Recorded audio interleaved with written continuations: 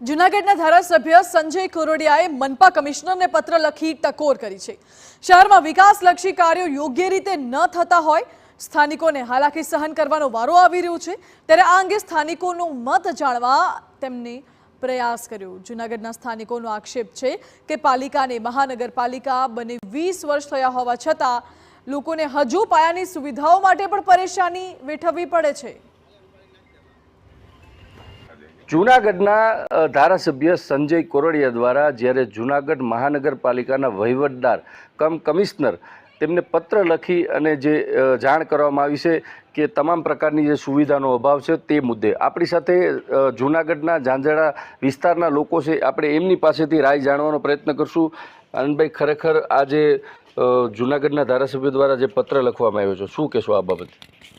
આનંદ પટોડિયા, રહેવાસી જૂનાગઢ મહાનગરપાલિકા ઝાંઝડા ગામ વિસ્તાર।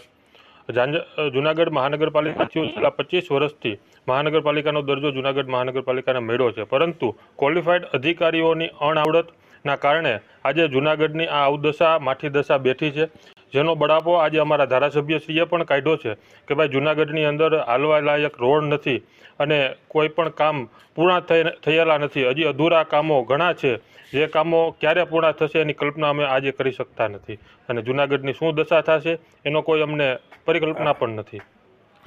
અન્ય લોકો પણ આપણી સાથે કાકા, શું કહેશું? જે રીતે સુવિધાનો અભાવ છે, રોડ રસ્તા મુદ્દે, પાણીના પ્રશ્ને, ટ્રાફિક છે, રખડતા પશુ છે, શું કહેશું? મારું નામ રમણીકભાઈ પાગડાર છે। હું ઝાંઝડા ગામનો વતની છું ને અમારે અહીંયા રખડતા ઢોરે બહુ છે અને થોડાક રોડના કામે અધૂરા છે હજી, અને આ ગટરું ખોઈ દો એમાંય બહુ હજી કામ થયા નથી। જૂનાગઢ કોર્પોરેશનની મુદત પૂરી થઈ ગઈ છે, અત્યારે વહીવટદાર કમ કમિશનરનું શાસન હાલે છે, એટલે કમિશનર પાસે અત્યારે પૂરા પાવર છે।